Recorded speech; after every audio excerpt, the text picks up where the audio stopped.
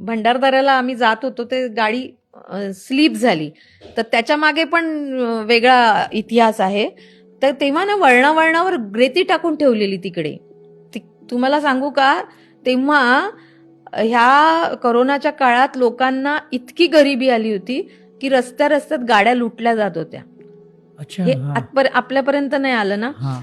आणि तो भंडारदऱ्याचा तो रस्ता असा खूप वळणाचा आहे, कारण सेम ऍक्सिडेंट आदल्या आठवड्यात तिथे झाला होता.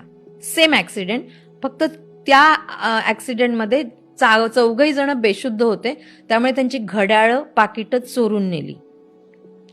आमच्या ह्याच्यात एक माणूस व्यवस्थित शुद्धीवर होता, त्यामुळे आम्हाला लुटलं नाही गेलं.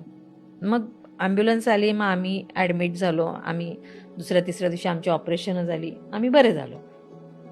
पण मला हे तुम्हाला सांगायचंय की गरिबी माणसाला काय काय करायला लावते. जर जीव गेला असता तर त्यांची गरिबी किती महागात पडली असती आपल्याला.